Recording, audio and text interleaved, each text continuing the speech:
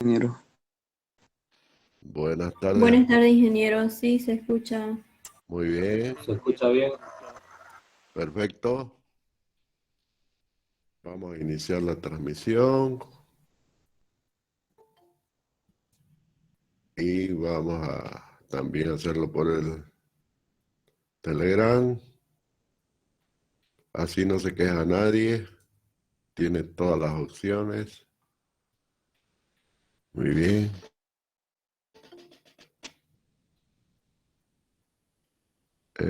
¿Cómo se llama la materia? Análisis matricial.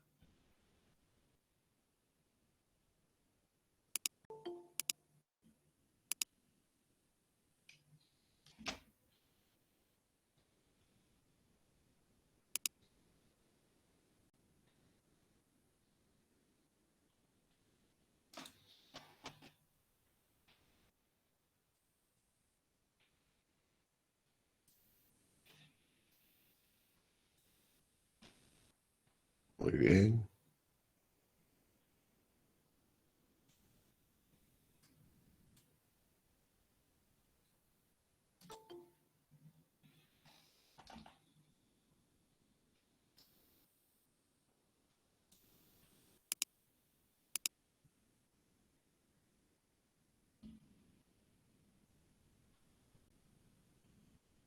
Bueno, estamos transmitiendo por todo.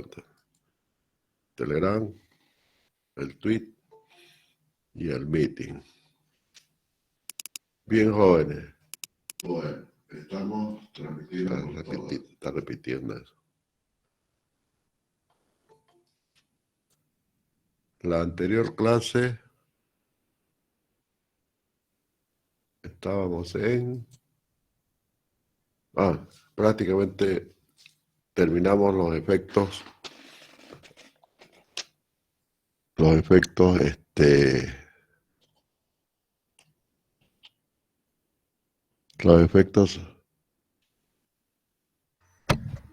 El evento no prismático terminó. Sí, pero eso está dentro de un conjunto de efectos, ¿no? Particulares que tenemos que... Lo que pasa es que se me ha desconfigurado mi tableta. Esperen un momentito. Mi pizarra no la veo. Vamos a ver qué ha pasado. Me ha cambiado el área de trabajo. Es así, ahora sí. Como yo uso varios monitores, entonces se me pasó a otro monitor. Ahora sí ya está bien.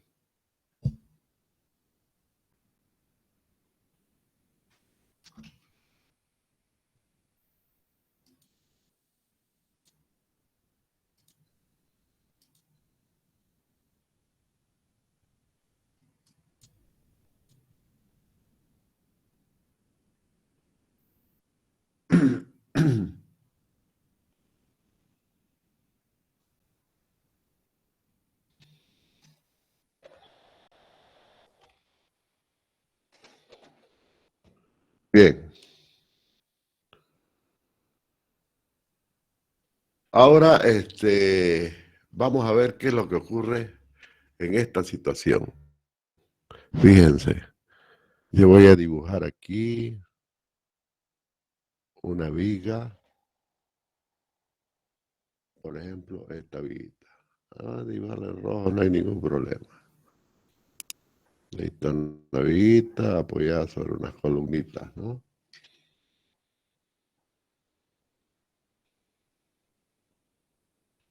¿Está bien? Y vamos a dibujar otra así.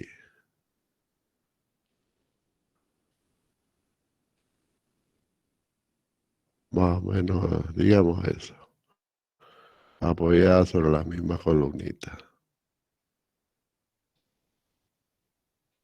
Todo bien. ¿Cuál es la diferencia entre las dos? La altura. Vamos a suponer que ambas tienen el mismo ancho. Tienen la misma base, la sección. O sea que aquí vamos a tener, por decir, una sección, ¿no? Una determinada sección así, y aquí vamos a tener una sección, ¿no? Comparándola así más o menos, ¿no? O quizá más alta, habría que ver la escala. Entonces, cuando nosotros le aplicamos fuerzas a cada una de estas vigas, la misma fuerza, digamos que le aplicamos la misma fuerza a ambas.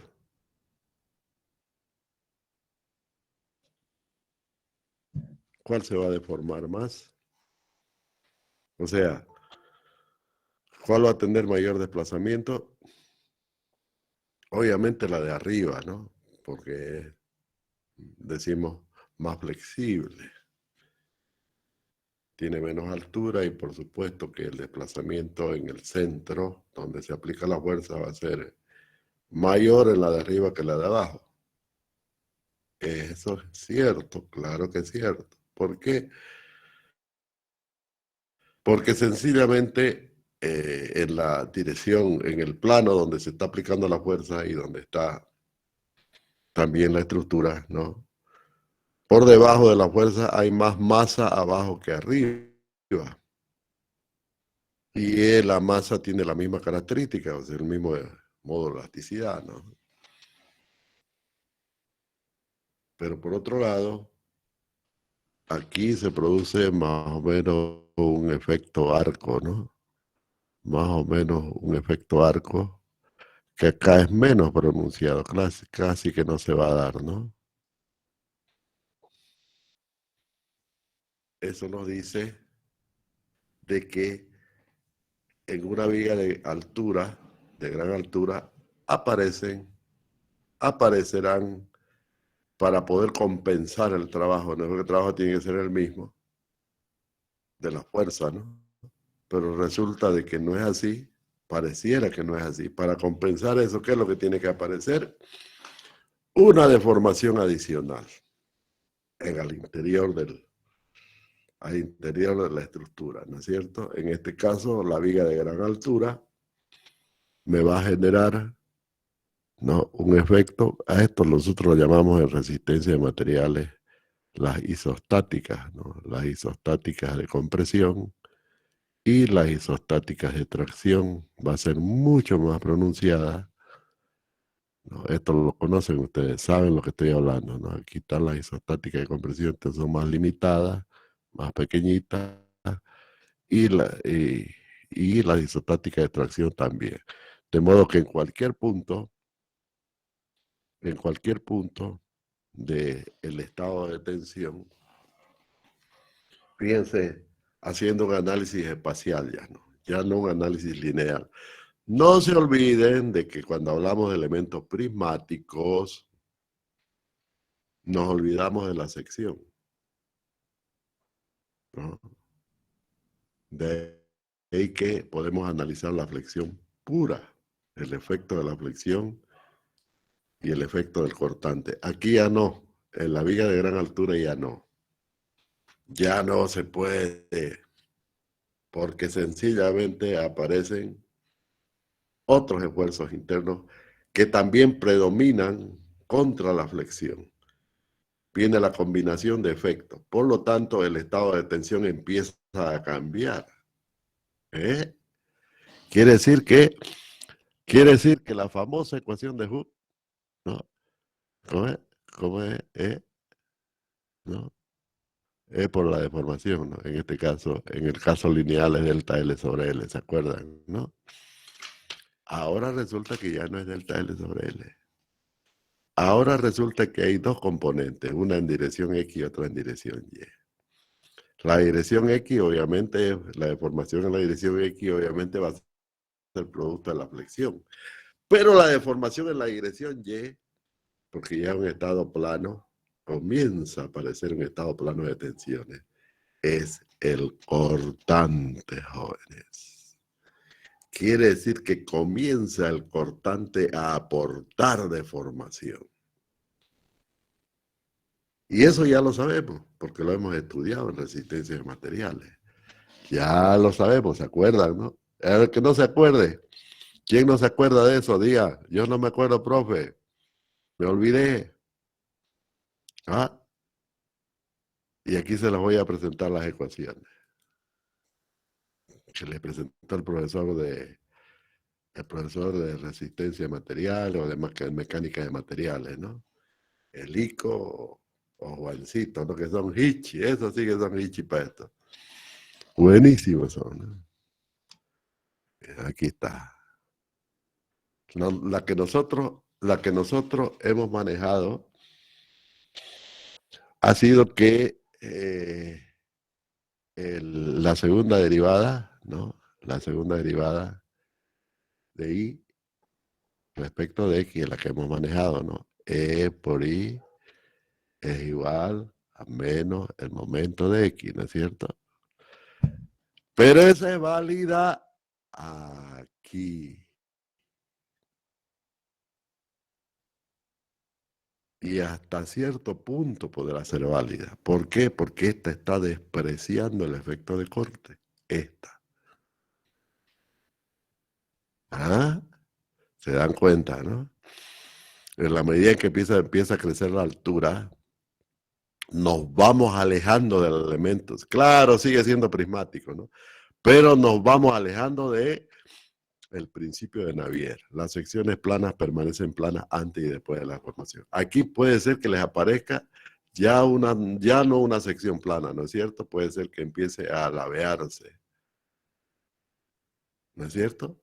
Producto de que aparece otro parámetro de deformación, que es el corte, el cortante.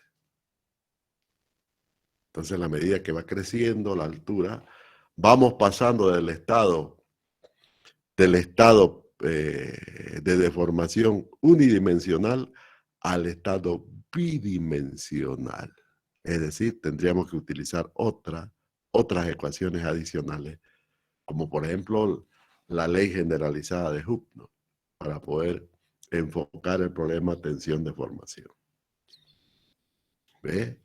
Es ahí que comienza a aparecer esto que les voy a escribir aquí. Esto de aquí.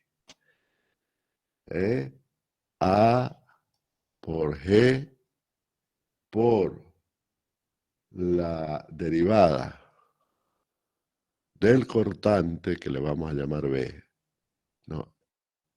A lo largo de X, ¿no? De X, respecto de X a lo largo, ¿no? Del elemento, igual le vamos a llamar a un factor F que tiene que ver con la sección, con la forma de la sección, por B. ¿Eh? Donde B es la función cortante, ¿no? Así como arriba Y es la flecha, acá es la deformación. DB, de acá, vamos, cambiémosle, no le pongamos para que no confundirlo, ¿no? Aquí le vamos a poner la deformación, el desplazamiento. Le vamos a poner DB, B minúscula, DB de X, ¿no? Para no confundirlo con la Y también, ¿no? F va a ser un factor de forma que tiene que ver con la forma de la sección, y B va a ser la función cortante. Esta ecuación ya la conocen. G, ¿qué viene a ser G? ¿Qué viene a ser G? Ese término es universal, ¿no? En la resistencia de materiales, ¿se acuerdan, no? ¿Qué viene a ser G? Pues no lo oigo. El coeficiente transversal, el equivalente a E, pero el E es longitudinal, ¿no? El que hemos estado utilizando. El E es longitudinal. Este es el E, pero transversal, ¿no? ¿No? ¿Está bien? Eso es. Entonces, fíjense que la deformación es la suma de los dos ahora. Ya no es la de X. Quiere decir que la deformación total, vamos a poner un poquito más abajo, ya no va a ser solamente la del vector. Aparece también, vamos a ponerle aquí dB nomás. A ver cómo hacemos, me estoy pateando con la nomenclatura. Vamos a ponerle dBT, ¿ok? Total. De dx va a ser igual a la deformación de y la deformación del cortante. ¿Eh? Aparece un elemento más que no lo habíamos considerado. ¿Por qué no lo habíamos considerado? Por una sencilla razón. No estamos calculando todo el tiempo vías de gran altura, ¿no? Con valores en la frontera. Estamos hablando que H, ¿no?, es aproximadamente igual a L tercio. Es decir, que si la longitud es 3 metros, la altura es 1 metro. Semejante viga altísima, ¿no es cierto? En 3 metros de largo, una viga de 1 metro de alto es altísima. Ese es el límite. Y si tratamos con ese tipo de elementos, lógicamente que estamos trabajando en el límite.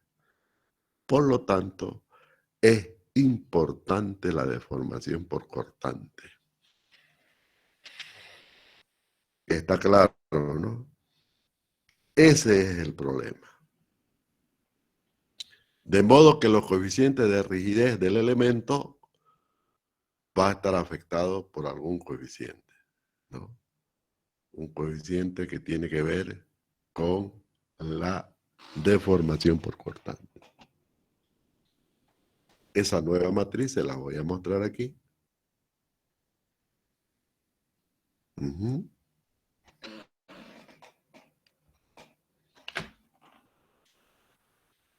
Vamos a ver aquí esta matriz. Creo que se las anticipé en la anterior clase, ¿no? Este es trabajo de investigación, jóvenes. Se los voy a dejar para que ustedes investiguen porque tiene que ver con resistencia de materiales, ¿no? Ustedes me van a encontrar la matriz de rigidez de los elementos de gran altura. Aquí se las presento. ¿Dónde está? ¿Dónde está? ¿Dónde está? Aquí. Ya sabemos cómo razonamos en esta materia, ¿no? Es lo mismo, solo que nos ordenamos matricialmente. Es la única diferencia. A estas alturas ya todo el mundo es hichi en análisis matricial. Todingo ustedes tienen que estar hichi en la parte, tanto en la parte teórica y en la parte práctica que ya sabemos es mediante software. Porque no se puede pues de otra forma, ¿no? Tantas ecuaciones a resolver. Difícil es resolver, o encontrar un sistema, resolver un sistema de ecuaciones nomás de 10 ecuaciones con 10 incógnitas. Ya es un problema. Imagínense una de 100%. Sin software. No terminamos nunca. Nunca. A ver dónde estaba. Pues. Estaba aquí. No estaba aquí. Aquí está.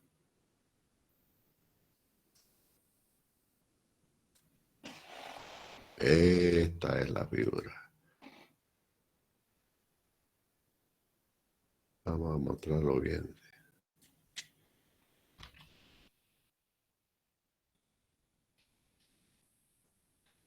Ahí está, jóvenes. Se la presento. La nueva matriz de rigidez del elemento empotrado, pero de gran altura. Donde phi es el coeficiente de deformación por corte. Un coeficiente de deformación por corte. ¿Cuánto vale? Aquí se lo voy a poner en la pizarra. Se lo voy a poner en la pizarrita. ¿Cuánto vale ese coeficiente? Ese coeficiente es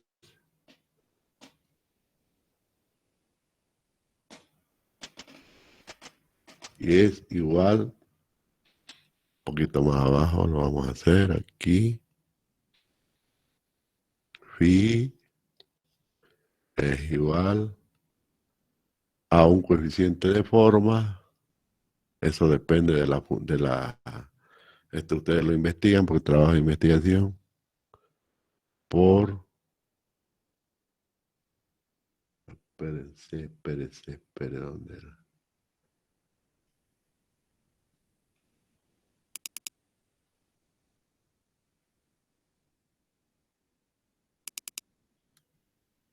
¿Dónde lo tengo?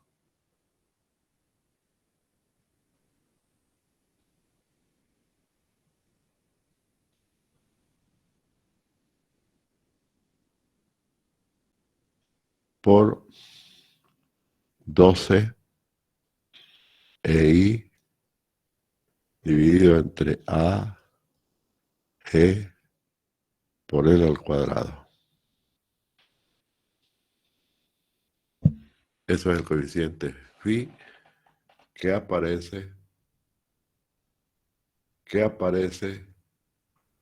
en esta ecuación,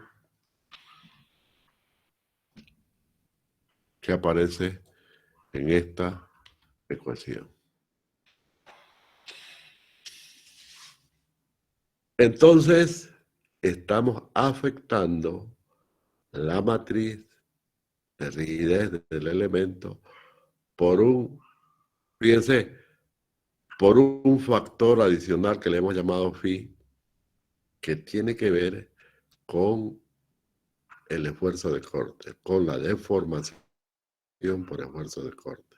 Antes no lo hacíamos, consideramos ese valor 0. ¿Por qué lo considerábamos 0? Bueno, porque consideramos que la deformación por cortante es despreciable. Lógico, pues, ¿no? El elemento no tiene gran altura, es prácticamente despreciable la deformación por efecto del corte. Pero resulta de que en la medida que va creciendo la altura va siendo importante la deformación por corte. ¿No? Porque va atendiendo el estado de tensión es el que empieza a cambiar. En vez de ser un estado unidimensional, tiende a ser un estado bidimensional. Tiende. Y cuando estamos en el límite ya sabemos que es 1/3 de L, H 1/3 de L. Ya ahí la deformación por corte es más que importante. ¿Está bien? Entonces, ¿dónde está el concepto? ¿Dónde está el concepto? El cambio de estado de tensión. En vez de ser un estado de tensión unidimensional en una sola dimensión a lo largo de X, ahora es en X y en Y. ¿Me entienden? ¿No? En el plano tiende a ser una deformación plana, ya no una deformación a lo largo, una deformación axial, a lo largo del elemento, ¿no? No solamente consideramos el estiramiento del elemento, ¿no? El famoso delta L. Eso es así, ¿no? Y en la deformación, y en el desplazamiento transversal no consideramos en ningún momento el efecto del corte. No se olviden que el corte es una tensión, es interna al material. No estoy hablando de las fuerzas externas, estoy hablando de puro fuerzas internas. ¿Está claro? Es un estado de tensión. Y nosotros los hemos estudiado en resistencia de materiales, sí o sí. Ah, pues yo no sé quién habrá pasado de noche por resistencia de materiales. Tuvo que haber pasado, sí o sí, para llegar a esta materia. ¿Está bien? Van a repasar sus conceptos y van a llegar a esta ecuación que están viendo en este momento. ¿Está bien? Ustedes tienen en la plataforma, y si no lo tienen, se lo voy a pasar ahora, un libro donde está todito esto, todingo, desde cero. Pero está en inglés. No he encontrado un libro en español que tenga lo mismo. El Prezi Miniec, se los voy a pasar, ahí lo van a ver todo, absolutamente todo. Pero es facilito, pues el inglés ahorita con el Google en un ratingo se traduce todingo lo que quiera. Entonces cada grupo va a hacer la investigación. Si quieren estudien el Prezi Miniec, o si quieren buscan la literatura que quieran, pero me llegan a esta matriz. ¿Sí o sí? ¿Ok? Este es el límite del estado de tensión plana. Todavía no es tensión plana, ¿no? Es la misma tensión axial, pero ya con efectos del cortante. De ahí para allá, cuando sube más todavía, ya estamos hablando de una pared, ¿no es cierto? Ya hablaríamos de una pared. Ya no es un elemento prismático. Ya es una superficie. Pasa a otro estado de tensión, ¿ves? Por lo tanto, ahí aplicamos la ecuación generalizada de Hooke. Ya no esta que pusimos aquí en la pizarra. Fíjense que hemos manejado esta ecuación sencillita, ¿no? La más sencilla, ¿no? Hemos manejado, a ver dónde está, aquí se las puse, ¿no? Esta de acá. Esto hemos manejado. Esto que estoy redondeando ahorita, ¿no? Eso hemos manejado todo el tiempo, ¿no? Pero resulta que la ley generalizada de Hooke no es esa. Matricialmente hablando es, ¿no? El vector de tensiones en el espacio es igual a la matriz de elasticidad por el vector de deformaciones. Tensores, estos dos son tensores, ojo, estos son tensores. Que eso lo estudiamos en el análisis vectorial y tensorial, ¿no?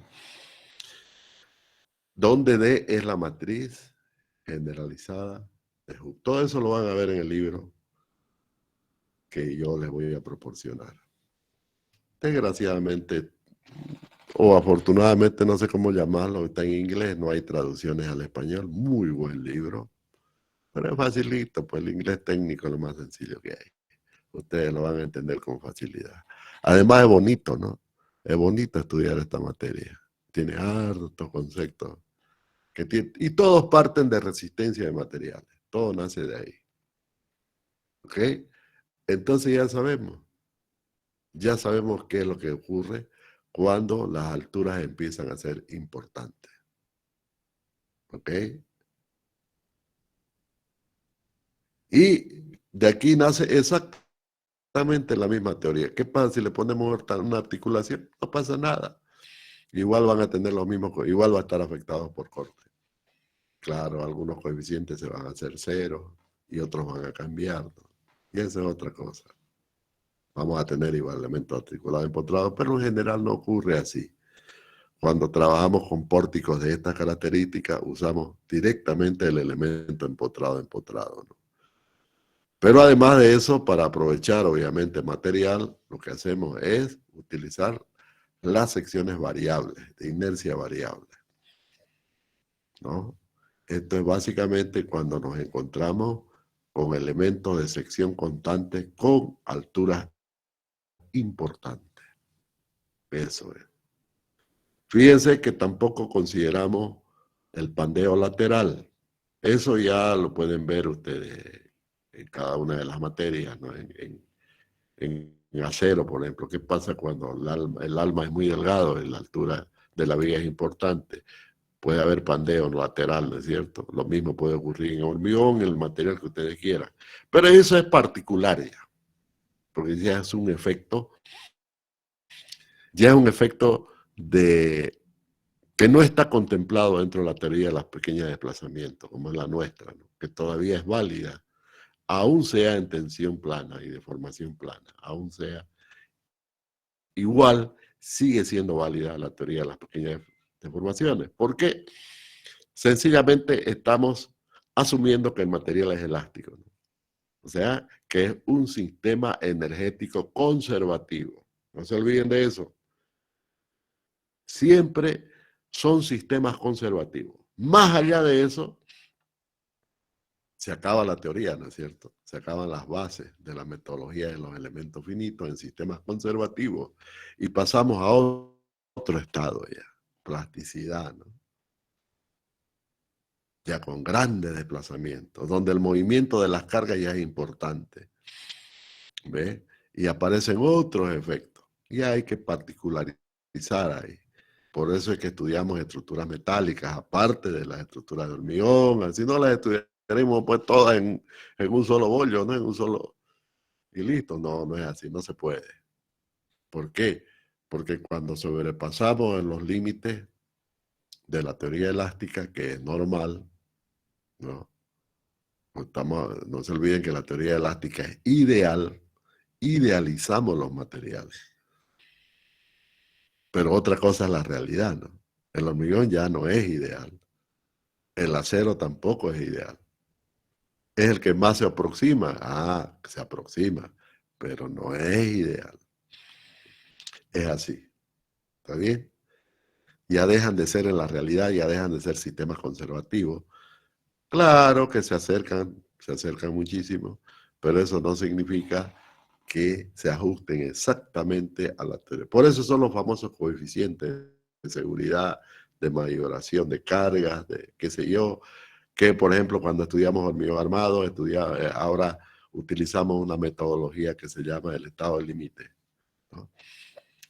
El estado del límite último, el estado del límite de servicio, ¿no? Esos son los métodos que ahora, y ahí aparece montonera de fórmulas, ¿no? El método, por ejemplo, el método del momento tope para resolver secciones rectangulares, o qué sé yo, ¿no? Eso lo van a estudiar más detalle en hormigón. Y van a ver que aparecen coeficientes de minoración de tensiones y coeficientes de mayoración de carga. ¿Por qué? Porque estamos trabajando en el estado límite último, por ejemplo, ¿no?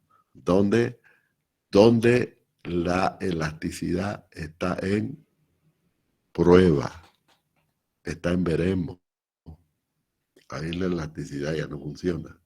Por eso es que tenemos que usar laboratorio, ¿no es cierto? Sacar coeficientes de la experiencia y todo eso. Entonces, no se olviden que la elasticidad es teórica. Todo lo que estudiamos aquí es teórico. Estamos en hipótesis, que la fundamental es la idealización del material. Elástico, sigue la ley de Hooke, y los desplazamientos son muy pequeños, ¿no? Eso es. Sin embargo, estamos estudiando por separado las estructuras. Hoy estamos estudiando los elementos prismáticos que son largos. ¿Y qué pasa con los superficiales? Que ya no son largos, por una pared. En este caso, la viga tiende a ser una pared. Fijémonos cómo empiezan a aparecer los efectos ya, ¿no? Del cambio de estado de tensión. Estamos yendo a un cambio de estado de tensión, de un estado unidimensional a un estado bidimensional. Eso es lo que está ocurriendo. Por eso es que ya afecta, ¿no?, el cortante. Muy bien, jóvenes. Con esto terminamos lo que es el efecto del cortante. Como ven, es netamente un problema de resistencia de materiales. Un problema netamente de estado de tensión, nada más. Vamos a ir ahora a las parrillas. ¿Qué son las parrillas?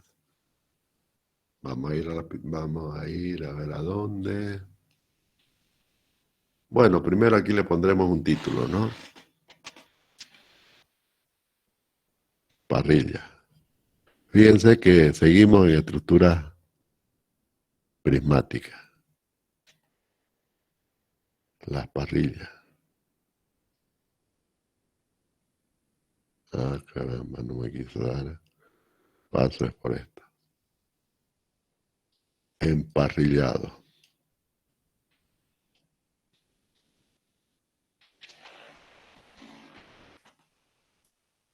aporticado, decimos, estructuras aporticadas, estructuras emparrilladas. Bueno, una parrilla es una estructura constituida por elementos prismáticos que es accionada perpendicularmente a su plano. Quiere decir que el emparrillado es una estructura plana, no plana. Es una estructura que está contenida en un plano. El emparrillado siempre será el plano horizontal. Fíjense que el pórtico es el plano vertical. Siempre el pórtico es el plano vertical. Que puede haber un pórtico inclinado. Ah, claro que sí, pero ya no es plano. Ya lo consideramos pórtico espacial. Poquito que esté inclinado su plano, ¿no? Respecto de la vertical. Siempre los pórticos planos están en el plano vertical. Siempre las parrillas están en el plano horizontal. Y la diferencia es que la parrilla recibe las acciones perpendicularmente a su plano. Todas las parrillas son así. Como las losas. Solo que las losas pues tienen continuidad, ¿no? No son elementos, no está constituida por elementos largos. En cambio, una parrilla sí está constituida por elementos prismáticos, o sea, que se ajusta a lo que hasta ahora estamos estudiando. Eso es, jóvenes. Así de sencillo. Además, ustedes ya han visto las parrillas, ¿no? Ya conocen. Exactamente lo mismo, solo que ahora vamos a hacer el análisis matricial de los emparrillados. ¿Ah? Bien.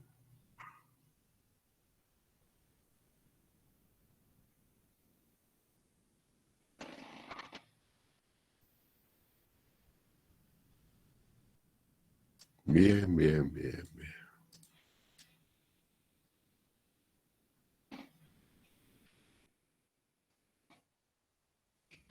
Vamos a poner, no se ve bien. Va a ser un poquito más ajustado a la pantalla. Ahí.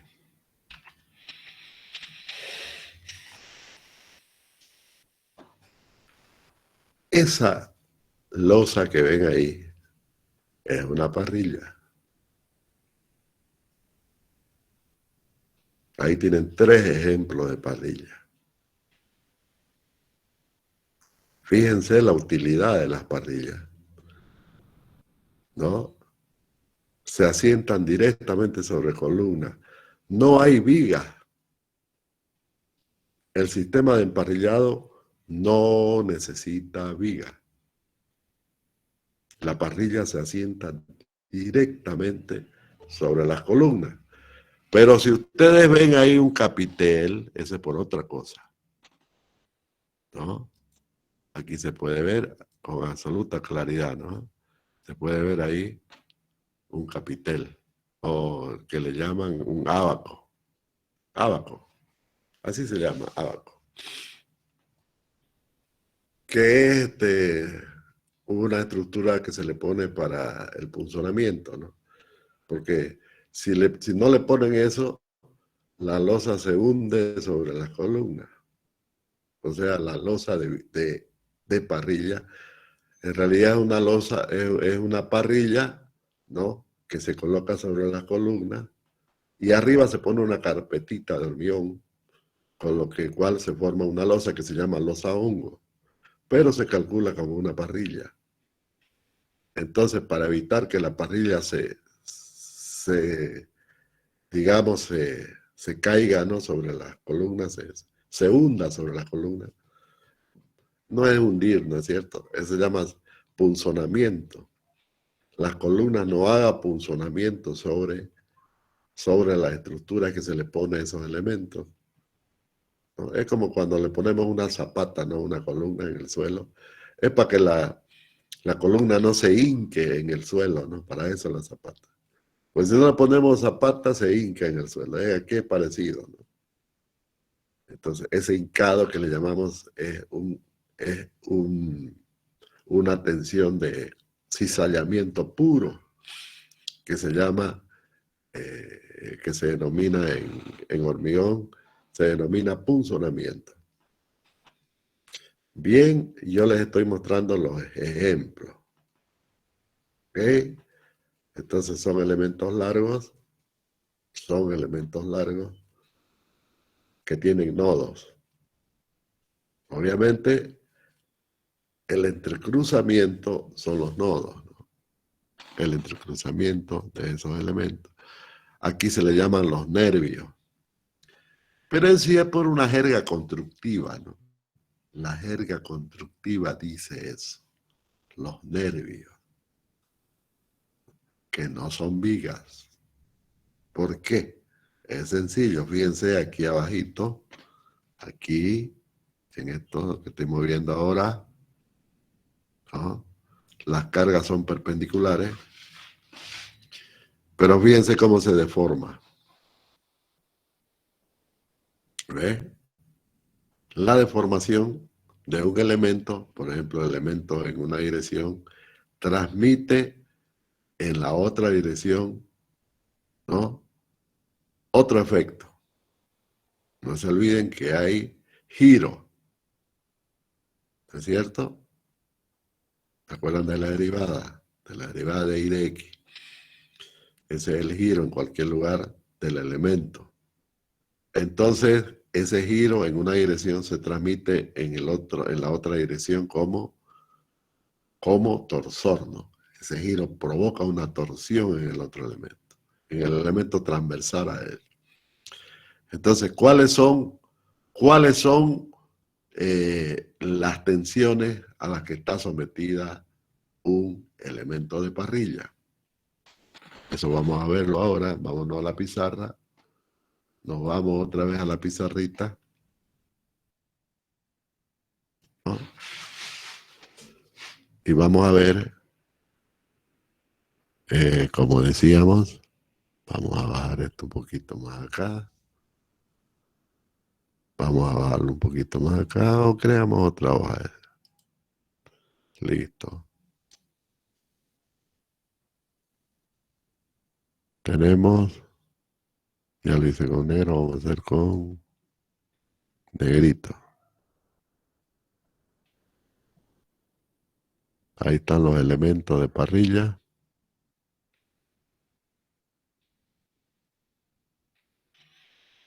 Digamos una parrilla así. Pues, ¿cuál es el problema de la forma? Pues de la forma que quiera, que ustedes quieran.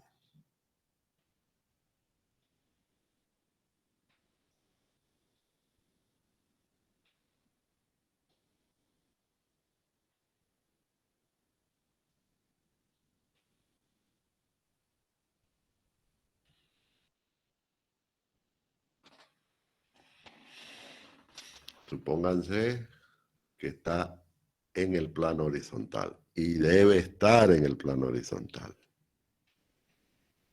Esos elementos se entrecruzan, son elementos prismáticos. ¿Ok? Si separamos uno de los elementos, ya saben, ¿no? Que podemos discretizar la estructura y lo separamos por los elementos de sus nodos, ¿no? Estos son los nodos. Ahí están los nodos. Podemos tranquilamente separar los elementos de sus nodos para tener la estructura discreta, que ya saben, ¿no? Siempre partimos de la estructura discreta para poder hacer el análisis matricial.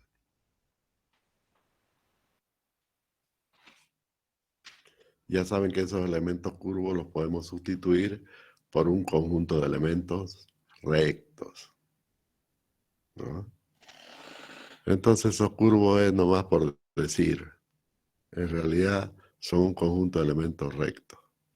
Los podemos considerar, digamos. Elemento recto, recto acá, qué sé yo.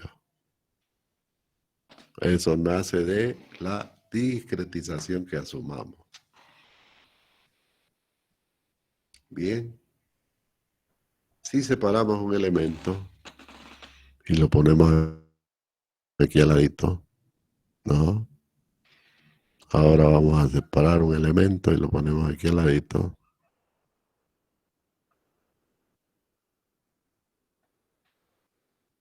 Acá está el nudo y acá está el otro nudo, ¿no? Le podemos asociar un sistema de ejes cartesiano. Claro que se puede, ¿por qué no? ¿Se puede o no se puede? Se puede, ¿no? Y, X, ¿no? X, L, Y, L. Solo que ahora Y no va a ser Y, ¿no? Ahora va a ser Z.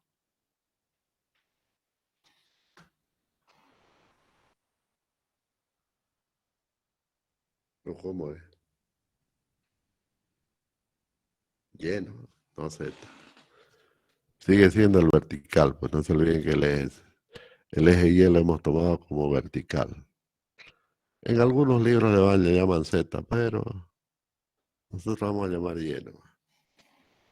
Esa Y es perpendicular al plano de la parrilla. La Y es perpendicular. Y la X está en el plano de la parrilla. Fíjense que los elementos en el sistema local de coordenadas ya van a estar con un ángulo horizontal, ya no ángulo vertical como en el caso de los pórticos. Me refiero a la rotación, porque igual aquí vamos a llegar a una matriz de rotación. Pero ustedes se preguntan, ¿cómo pues si todos son perpendiculares? No, puede haber un elemento así, pues ¿cuál es el problema? Pueden haber elementos así, ¿por qué no? Pueden haber elementos. De modo que el ángulo ya es horizontal, no el ángulo de giro del espacio vectorial hablo, ¿no? Del espacio vectorial local, del elemento de parrilla, el ángulo va a ser horizontal, ya no vertical como el caso de los pórticos. Pero además esa parrilla tiene que tener lógicamente apoyo, ¿no? Ustedes pueden apoyarla en los nudos donde quieran. Aquí, pueden apoyarla aquí, pueden apoyarla, ¿no? El asunto es que esté en equilibrio, ¿no? Se pueden apoyar donde ustedes quieran. Esas son las famosas columnas que mostré en la fotografía, ¿no? En la imagen. Siempre las columnas estarán, entonces, se colocarán en el cruce, en un nodo, siempre en un nodo. No en medio de un elemento, siempre en un nodo. Ahí van a estar las columnas. En este caso los apoyas, ¿no? Siempre en un nodo. Como es en el caso de los pórticos también, ¿no? Siempre en un nodo. Bien, veamos el estado de tensión. Obviamente es un estado de tensión unidimensional a lo largo del elemento. ¿Qué va a tener? Momentos, ¿no es cierto? Vamos a tener momentos, por lo tanto, vamos a tener esto. Vamos a tener cortante, claro que vamos a tener cortante.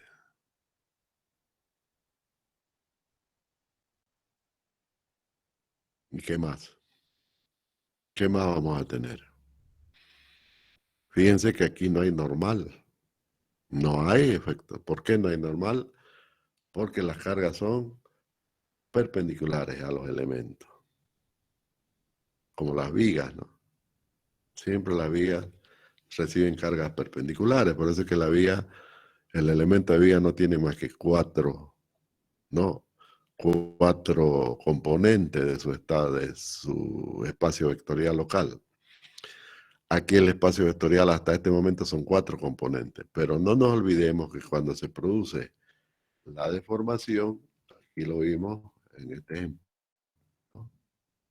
aquí en este dibujito que lo estoy moviendo, ahí lo vamos a poner ahí, el dibujito. No se olviden que esta deformación de aquí, ¿no? Ese giro acá, el giro que se produce acá, a ver, vamos a ponerlo. El giro que se produce acá se transforma en torsor, ¿no es cierto? Se transforma en distorsión. En distorsión para el elemento transversal, para este elemento de acá, ¿no? El giro del elemento que está en esta dirección, el giro se transforma en distorsión para el elemento perpendicular a él. Y al haber distorsión, aparece el torsor. Entonces igual necesitamos una coordenada, acá, ¿no es cierto? Igual necesitamos una coordenada, así. Pero sabemos que esa coordenada del espacio vectorial local no va a representar una fuerza, ¿no? Que produzca corrimiento, sino una fuerza que produzca torsión. Por eso es que vamos a utilizar la regla de la mano derecha. Le vamos a hacer doble flechita. Doble flechita aquí para utilizar la regla de la mano derecha. ¿Está bien? Si quieren lo vamos a pintar con negrito, ¿no? Ya sabemos que son locales, ¿no? Flecha así. Doble flechita, doble cabecita de flecha para indicar la dirección del pulgar, ¿no? Para indicar la dirección del pulgar. Y obviamente la mano derecha, no, los dedos de la mano derecha indican la dirección de la distorsión o el desplazamiento angular, ¿no es cierto? Que obliga al elemento a distorsionarse y por lo tanto aparece el torsor. Entonces hay 3 componentes del espacio vectorial local, de modo que el elemento de parrilla tendrá una matriz de 6 por 6, igual que la del pórtico. Pero la diferencia es que en vez de normal va a traer torsor.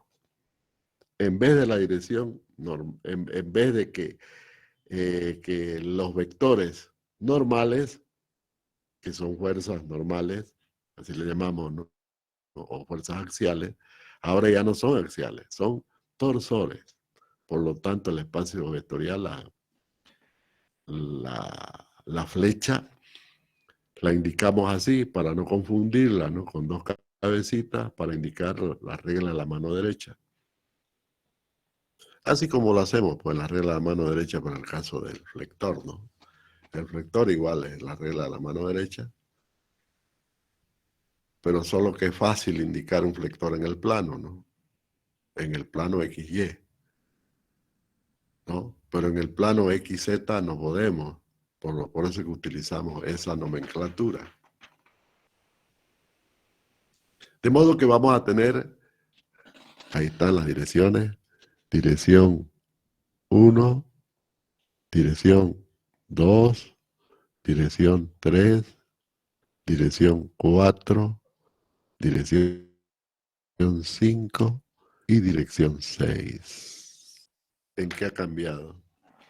Solamente el coeficiente de las columnas y filas 1 y 4, en vez de ser un coeficiente de axial, va a ser un coeficiente de torsión.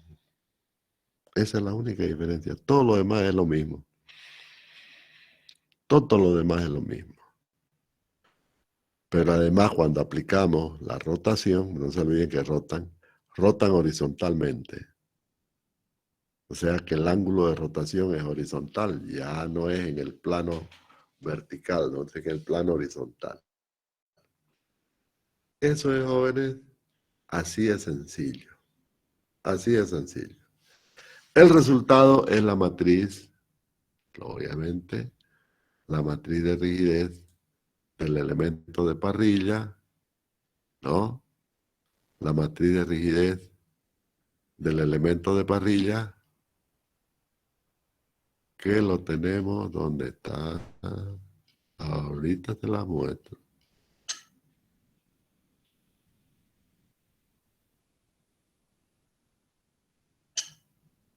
Aquí está.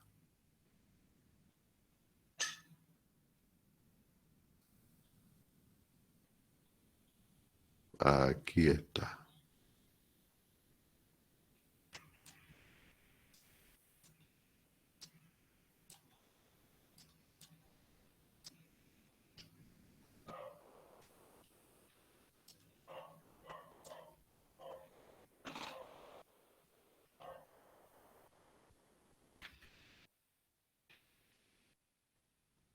Ahí se las presento.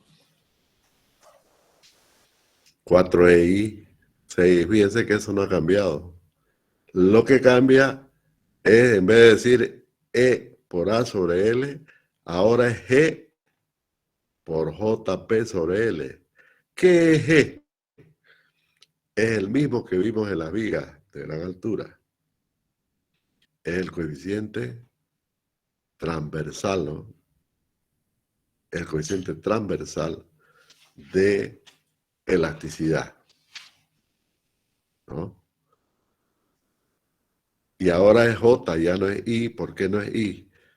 Porque resulta que hay que multiplicar por, ya no es la inercia longitudinal, ¿no? La inercia longitudinal, ya es la inercia rotacional. Ese es JP. Pues no se olviden que es giro, ¿no? Por eso es que aparece G por JP sobre L. De modo que es el momento de inercia rotacional. O búsquenlo por ahí, tiene su nombre. Y fíjense, eso reemplaza al E por A sobre L. Todo lo demás es lo mismo. ¿Por qué va a ser lo mismo? Porque obviamente las consideraciones del espacio vectorial local siguen siendo las mismas, ¿no? Los mismos vectores del mismo espacio vectorial local, exactamente el mismo, ¿no? Lo que cambia es la naturaleza de la fuerza axial. Ahora ya no es axial, es torsión. Es lo único que cambia.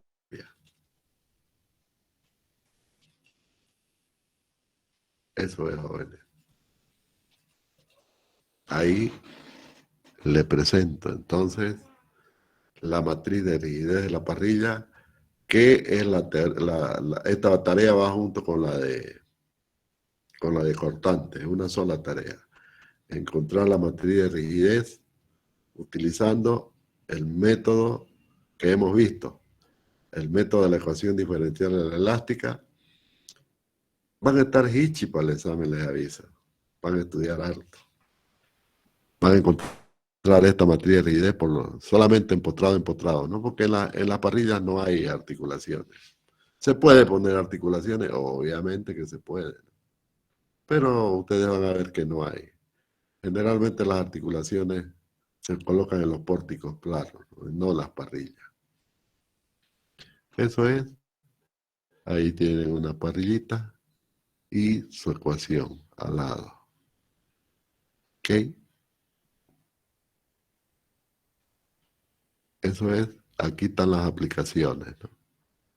Comencé por las aplicaciones porque es más fácil ver, ¿no? La práctica, cómo es la practicidad de la parrilla. Fíjense, este es un sistema donde no hay viga. Toda la parrilla se asienta sobre columnas directamente. Ah, pero ustedes dirán, pero arriba hay una, claro, arriba se colocó una tapita, ¿no? Aquí ya están colocando la tapita, ¿no? Aquí ya se ve que se está colocando la malla, ¿no? Para la tapita. Es una tapita nomás como la tapita de compresión que les ponemos a las viguetas. Es la misma. Solamente para colocar el piso. Pero en realidad lo que resiste son los nervios, ¿no? Son los elementos de la parrilla. Así se calcula. Imagínense si nos ponemos a calcular esto manualmente, no terminamos nunca, ¿no?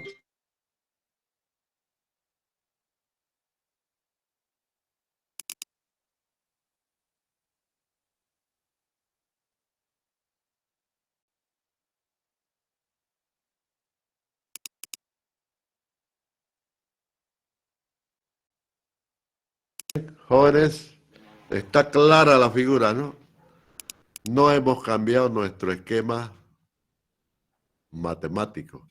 Sigue siendo exactamente el mismo. Y si ustedes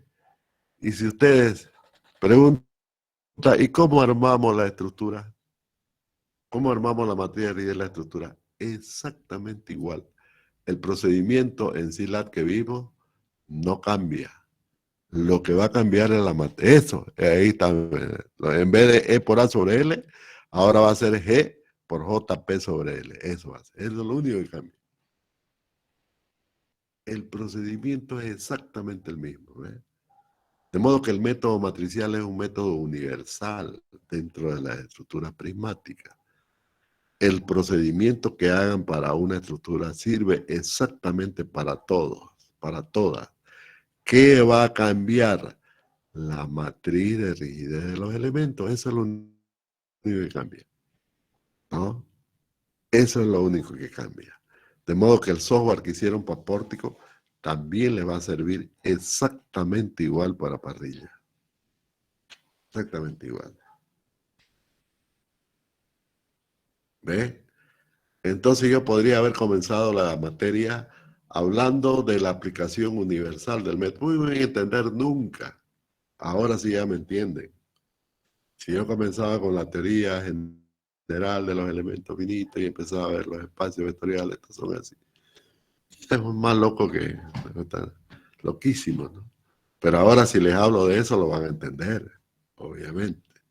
Porque ya saben cuál es el método matricial. Y ya saben que no importa si es parrilla, si es pórtico plano, si es pórtico espacial, si es cercha, si es viga, el procedimiento matricial es exactamente el mismo. Exactamente el mismo. ¿Ok? Eso no cambia. Lo que va a cambiar van a ser las matrices. Por eso es que cuando se prepara un software, se crean librerías de elementos. Cuando ustedes se van, por ejemplo, al SAP 2000, elementos prismáticos, lo dibujan y automáticamente. ¿Cómo son inteligentes esos software?